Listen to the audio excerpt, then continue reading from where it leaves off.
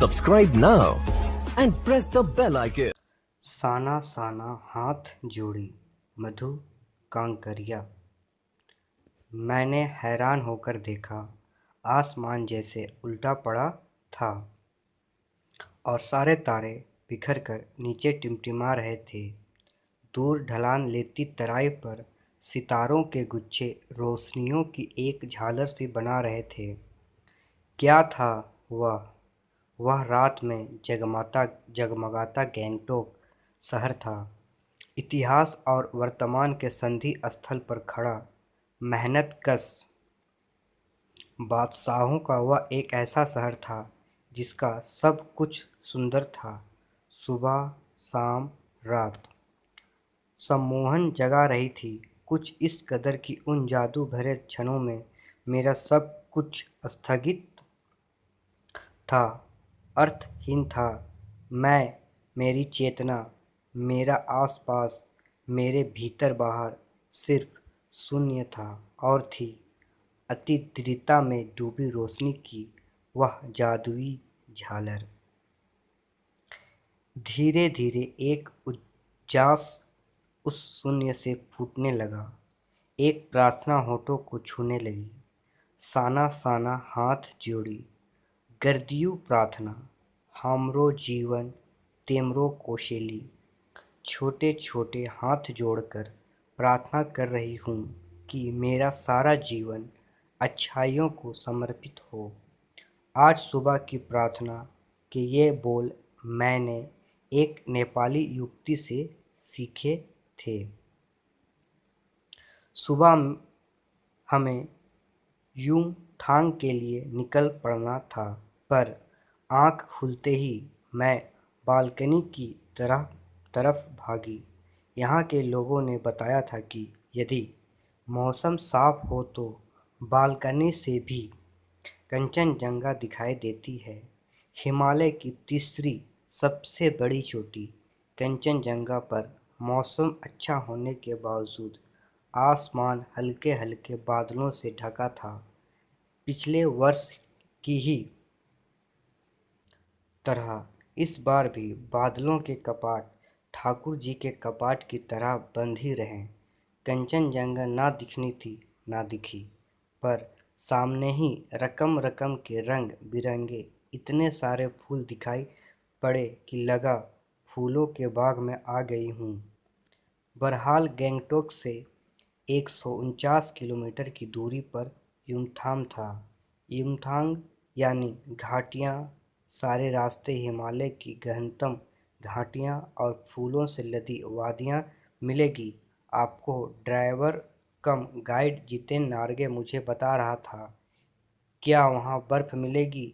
मैं बचकाने उत्साह से पूछने लगती हूँ। चलिए तो। जगह जगह गदराई पाइन और धूपी के खूबसूरत नुकीले पेड़ों का जायजा लेते हुए हम पहाड़ी रास्तों पर आगे बढ़ने लगे कि एक जगह दिखाई दी। कतार में लगी सफ़ेद सफ़ेद बौद्ध पत्रिकाएं किसी ध्वज की तरह लहराती, शांति और अहिंसा की प्रतीक ये पत्रिकाएं जिन पर मंत्र लिखे हुए थे। नार्गे ने बताया, यहाँ बुद्ध की बड़ी मान्यता है। जब किसी भी बुद्धिस्ट की मृत्यु होती है, उसकी आत्मा की शांति के लिए शहर से दूर किसी भी पवित्र स्थान पर 108 श्वेत पत्रिकाएं फहरा दी जाती है। नहीं, इन्हें उतारा नहीं जाता है, ये धीरे धीरे अपने आप ही नष्ट हो जाती है। कई बार किसी नए कार्य की शुरुआत में भी ये पत्रिकाएं लगा दी जाती है, पर वे रंगीन होती है।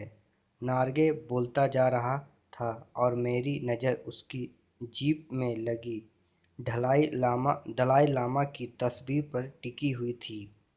कई दुकानों पर भी मैंने दलाई लामा की ऐसी ही तस्वीर देखी थी।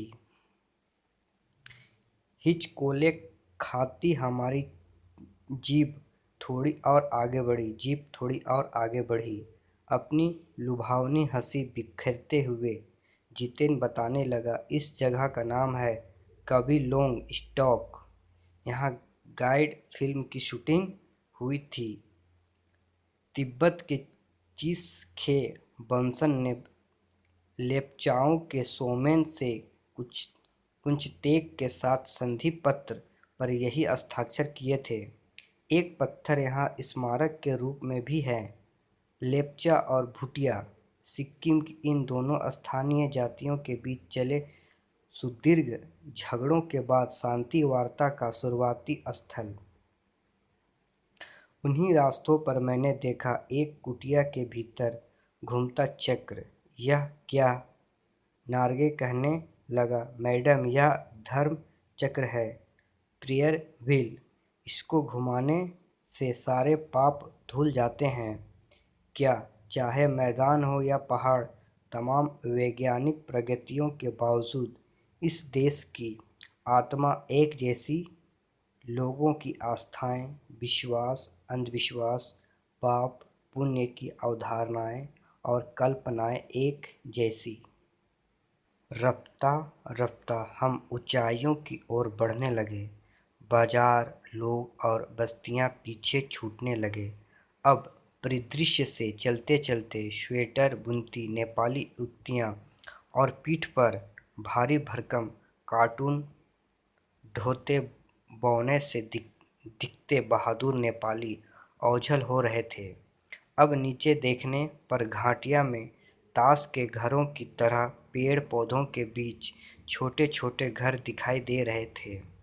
हिमालय भी अब छोटी छोटी पहाड़ियों के रूप में नहीं, वरन अपने विराट रूप एवं वैभव के साथ सामने आने वाला था। ना जाने कितने दर्शकों, यात्रियों और तीर्थाटनियों का काम्य हिमालय, पल पल परिवर्तित हिमालय।